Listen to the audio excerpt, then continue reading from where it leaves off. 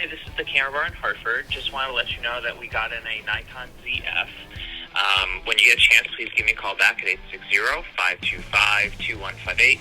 It's currently Saturday the 14th, and look forward to talking to you. Thanks, have a great day.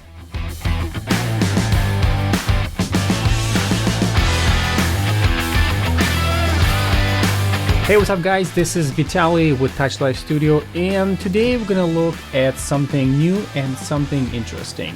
So Nikon Zf is here, and I'm being excited. I certainly discussed with my spouse, and we have decided that yes, Nikon Zf is the right purchase to make at this point. And a few days later, I had a chance to go and pick it up. So here's Nikon Zf. Okay, so now we're gonna talk right now about specifics of this camera. Again, I actually have waited a few days. I haven't picked up the camera. Well, I picked up the camera from the store, but I haven't had a chance to open it, and I let it sort of marinate, digest for a couple of days. And given the fact that I have so many new fans like you guys, I really appreciate your feedback and your support all the way throughout the channel. I decided, you know what, I really want to be able to open it with you guys and to experience. Now, I did have a chance to see a few of the sort of unboxing and first impressions, but I haven't really had a chance to dive in and fully digest it. Now, full disclosure, I did pay for the camera full price. Nikon did not send this to me, unfortunately, but nonetheless, I am excited. I think it is going to be a right step in the right direction for me. I am a fully full-frame person. I no longer using a crop sensor cameras. I have used them in the past. They're phenomenal, but for many reasons, given the fact that I do a lot of portraits, I do weddings and events, it is more of a right step in that direction for me. So without further ado, let's unbox it and see what we find inside. As you can see, the camera comes in this sort of nice light gray color box, and what we see here as we opening up, we have obviously our USB-C port, our USB-C cable. We have our manual and the registration serial number, paperwork, and let's take a look at it.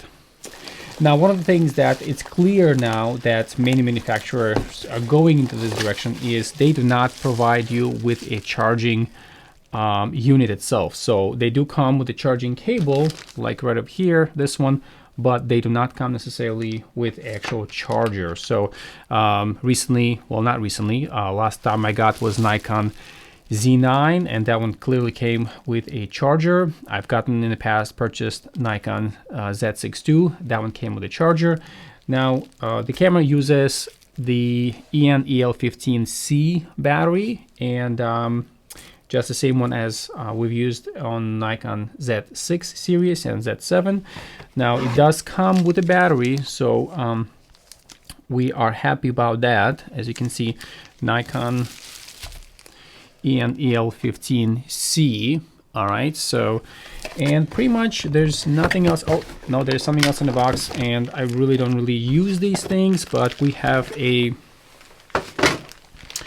Nikon strap. Now, I don't know necessarily how I feel about these little straps up here.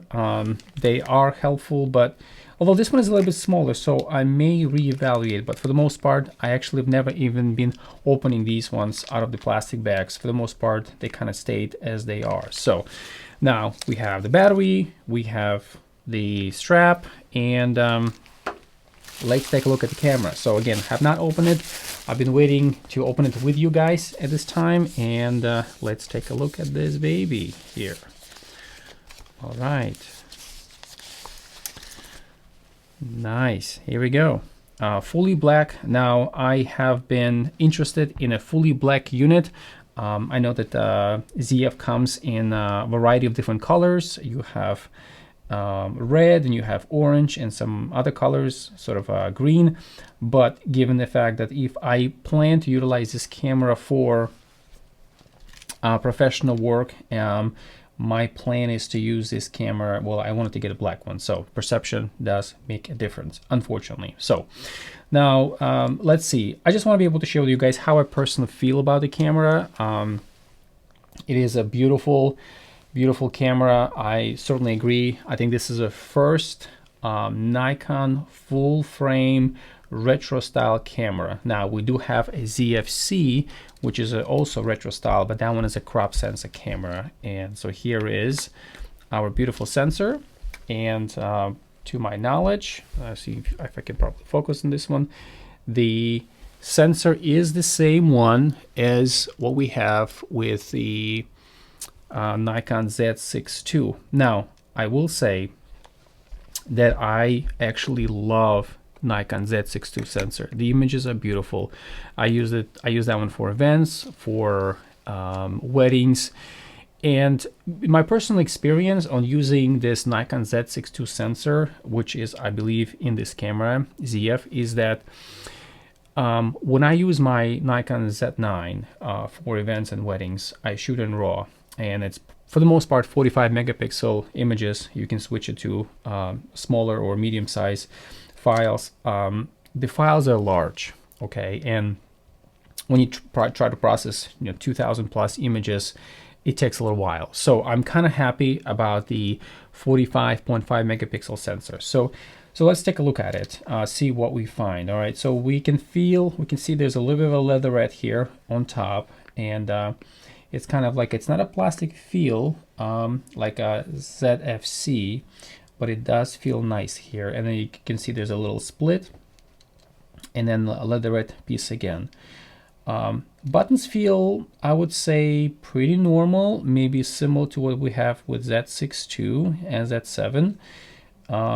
And these buttons are, I mean, for the most part, they are soft. They are not necessarily as robust as what you would find with the Z8 and Z9. Now, the menu button here, it almost feels like a little bit depressed. Maybe it's for purposes of just ergonomically be able to feel it with your thumb. And I would say that, yep, this actually, the back dial feels very nicely. I don't think it's metal. I think it's probably plastic, but it does feel good. And the same thing with the front dial. You do have a little bit of a sort of a mimic of a hand grip, but I would say it's certainly, once you probably put a lens on it, whether it's even a small lens, long-term ergonomically, this is not going to be user-friendly for me. So most likely I am planning on getting a small rig grip for this one, for this camera, and I think this is going to be a nice little touch. I don't believe it's going to add too much weight to it. Now what we see here is we have two buttons. One of them is a function button right over here, and the second one, I believe, is for purposes of changing lens, to detach the lens. You have a nice ZF written on it. You have Nikon. It almost feels like it's a little bit ingrained. It's not necessarily sticking out. So nice white color, nice white letters against the black background here. And now let's take a look at the battery compartment here. And let's open it. So it is a little bit plasticky. Okay, so I'm not gonna lie, it's just, feels like a camera battery compartment here. Now the interesting piece here is that the camera comes with two card slots, the SD card, and obviously the little one is a micro SD card. And I'm glad that actually they did this. I would probably not buy this camera if it only came in with SD card slot, because I do events, and redundancy is very critical for me, very important. So even though it's micro SD card, most likely it's gonna be living in the camera most of the time. And if I shoot events or weddings, which again, I'm gonna do a full report. And by the way, guys, I suggest that you subscribe to the channel, because I have a long list of different videos that I'm planning on releasing with the ZFC. Things like I want to talk about what is the low light performance with the camera. What is the like, maybe even comparing ZF to the Z6 II cameras, Z7 II camera. But again, probably ability to shoot RAW on the SD card and most likely JPEGs onto the micro SD. That's kind of my plan at this point, but things may change. Okay, and but overall, I would say that it's, you know, it's nicely built. I actually expected maybe for this to be a little bit heavier, but it's not. Now we do have 3 dials on top. We have the exposure compensation, which personally, given the fact that I shoot professionally in RAW most of the time, because I have to deliver work to my clients, that's the reason I shoot in RAW. I rarely use the exposure compensation, but I may try to use it on the ZF camera. Now we have the f-stop. So here we go. One of the things that you will notice here is that you have almost you know, solid stops, but when you get to 1/3 step here, okay, this one actually locks up here. In order for you to unlock it, you have to depress this silver button that you see right over here, and once you depress it, it kind of starts basically shifting back by itself as well. So I think, oh no, I would say also the B for bulb, and T, I want to say it's probably, again guys, I have not learned the menu yet. It's a little bit new to me. And then you have X. So basically in 1/3 mode, in X mode, in T mode, and B, which I believe it's for bulb, it has basically this fully locks in place. In order to unlock it, you have to press this button and then it starts rotating. Okay. And as far as the ISO here, so as you can see, it goes to up to 51,200, and maybe just a third of the ISO step higher. Now when you're in the C mode, this is when it fully locks. The dial does not move at all. In order for you to move from this dial, you have to press this silver button and then it starts rotating. Okay. And it really feels really nice, just nicely dampened, and just almost like a positive stops here. So very pleasantly surprised by the quality, the way it's made. And of course you have your 4 different modes. You have your manual mode, you have your aperture priority, shutter priority, and the P. Oh my goodness, I really don't use the P mode at all. And then you also have an auto mode. So 5 different modes. So that's nice. And again, I'm gonna have to get used to how to use them. The play button and the trash button here. Now, one of the things that I've noticed that Nikon cameras are Nikon in general is very maybe inconsistent about, is that the location of all the buttons, they frequently move them depending on the cameras that you use, even going back to film cameras and then to DSLRs and now to mirrorless cameras. They frequently move these buttons from place to place. Now, I wish it has some sort of a joystick here, but it doesn't. But I've never been a big fan of the D-pad. One of the things that I think that some of the Canon cameras, or Canon just in general got right, and Sony cameras, is that they have been able to put a rotating wheel, and it's very helpful when you're viewing your images in the camera. So now, and one of the big reasons why I did get this camera is because of this, right? So I do a lot more videos, and for me to have an articulated screen, fully articulated screen, is a helpful thing to have. Now, I'm not sure why there's little, almost like a stripes or something, bands, right, go across here. We'll have to investigate that specifically, but having something like this, it's very nice. Now, I have a camera that has a fully articulated screen, and if you want to take a look at it, it's not fully like a straight line. As you can see, it has a little bit of an angle here. So I'm not sure whether it's a good thing or bad thing, but this is what we have. But I do like the fact that it's nicely locks in place like that, right? So as far as the other features, other things that you can attach to it, we have here, these are kind of rubbery doors. We have the USB-C port, and this one is going to be particularly for charging only. I do like the fact that these are flat, okay? They are not necessarily sticking out much at all. I believe it adds a pretty clean look to your camera.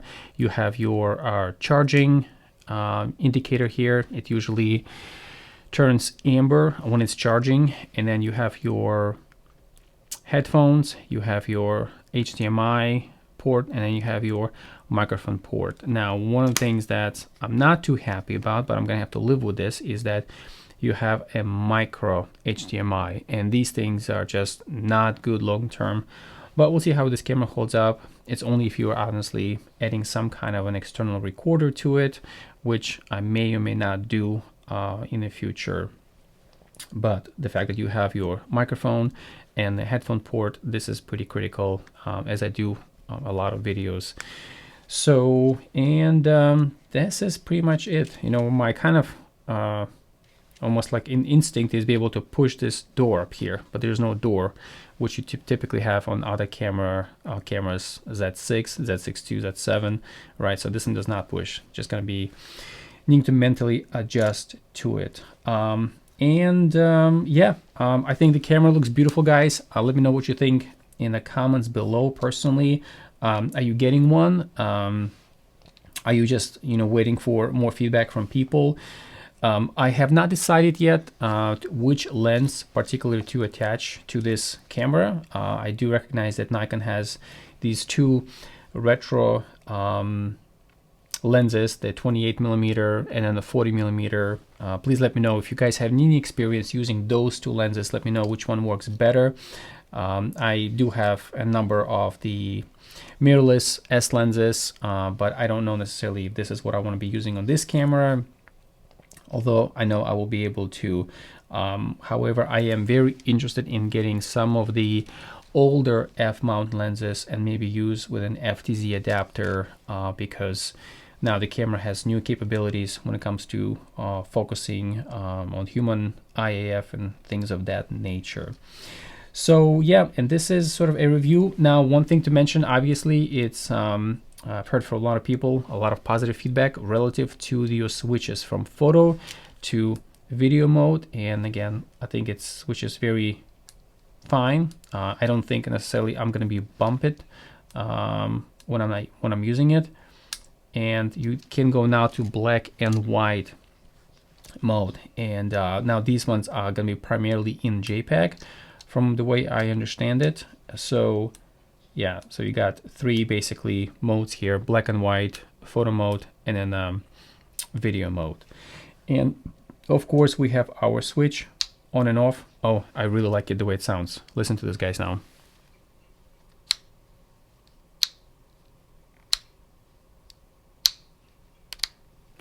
It's actually really nice. So, and that's where we at. I think it's a beautiful camera. Honestly, regardless the color, whether you're using in orange color, or whether you're using in black and white or red or green, I think this camera is going to work long-term very, very well. Now, I wish maybe this was a little bit different. Maybe if I had one more extra function button, but because I could see why this would be helpful. You know, you have one function button. I'm not sure why Nikon could not add maybe another one somewhere right next to it.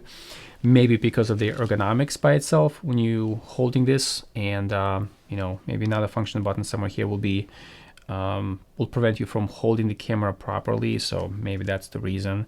And of course, you have this Casio look basically for your aperture, basically little window. I'm kind of fine with that. So again, guys, this is not a full review of the camera. If you are interested in more videos like this, please ask you subscribe, as more videos will be coming in the future. And so yeah, it is a beautiful camera, no doubt about it. I love the fact that it's small.